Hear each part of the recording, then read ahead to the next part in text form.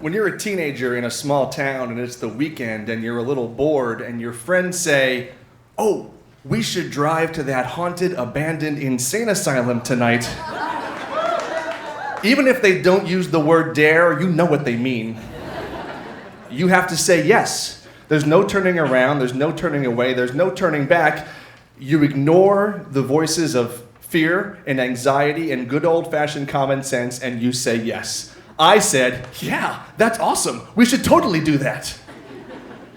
There were 6 of us on the adventure that night. We took 2 cars. I drove my Aunt Gloria's dark gray Honda Civic, which I think she knew I was borrowing that night.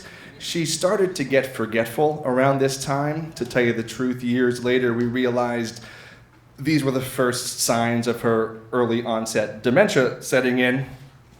My friend Gumby, his nickname was Gumby, we called him Gumby. Gumby drove the other car and he brought with him a video camera. He wanted to capture the ghosts on tape. I think this was more of a science experiment for him.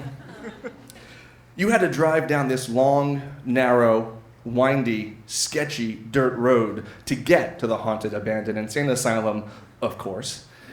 And when you arrived, there it was, set against the moonlight with nothing around you but woods and wind and the whispers of your fears. As soon as we got there, 2 of my friends grabbed Gumby's video camera and they ran with a baseball bat that we brought because that's how you fight ghosts. They ran to the back of the building so they could go inside, and Gumby and some others went after them. And then I went, at my own pace, a little slower. I wasn't scared, don't say that. I was a methodical, pragmatic young man. And look, ghosts or no ghosts, who knows what or who could be in an abandoned building in the middle of nowhere. But I was, calming myself, and I was saying, "Joe, it's gonna be fine. They're going to go in there, they're not going to see anything, and then we can go home and have chicken wings and watch 120 minutes on MTV like we always do." And as I was giving myself this little pep talk, I heard a boom, a crash, a bang, a smash from inside the building, and I froze on the spot. I think I heard a werewolf in the distance, but that might have been my imagination. And then twice as fast as they ran toward the building, my friends came running away from the building and they were screaming, "We gotta get out of here, there are people inside." Now, I don't know what kind of people, living, dead, I wasn't gonna ask, I just booked it back to the car with them. Now, one of my friends is still carrying Gumby's video camera and it's running, and we play the tape later and all you can hear is and he dives into Gumby's car, and in the background you can hear the screeching sound of that Civic tearing down the dirt road with me behind the wheel. In my rearview mirror, I can see Gumby's headlights, so I know he made it out okay. And behind him, I see another pair of headlights, which is weird because we didn't bring a third car. And it's now when I realize we are being chased down this windy, sketchy dirt road away from the haunted, abandoned, insane asylum.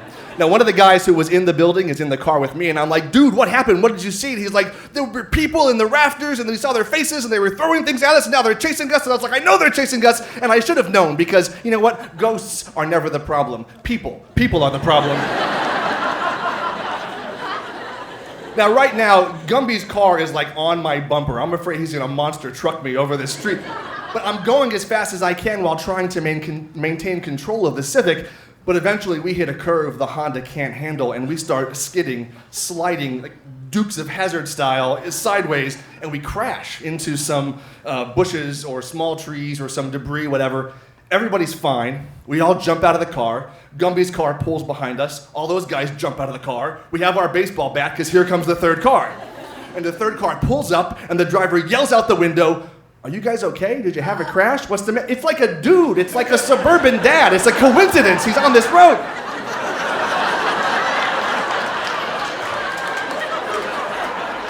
And we're like, "Yeah, we're fine. Get out of here. You're not even a ghost." So the car is all scratched along the driver's side. The front left wheel is like really mangled. It was drivable though, so I was able to get home. But if I was nervous about our ghost hunt, the true point of no return was on the horizon. I had to tell my parents what happened to Aunt Gloria's car. So I woke up the next morning and my dad's not home, and that's good, because I can talk to my mom first by herself.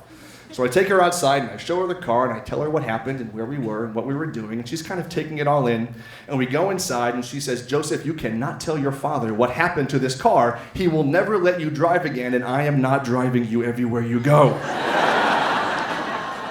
So as we're discussing this, the front door opens and we know it's my dad. Now my dad, he always called my mom dear. Sweet, right? No matter what his tone of voice or his mood, it might be dear, it might be dear. This time it was dear, and we're like, oh, this is not good. But he comes into the kitchen and he looks at my mom and he says, "Did you see what Gloria did to that car?"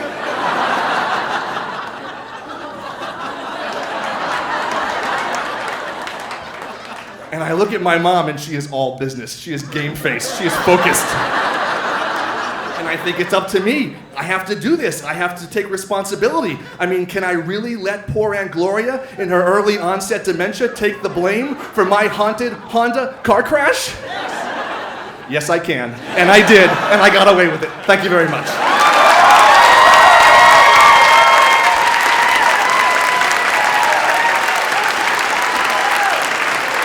Joe Charnitski.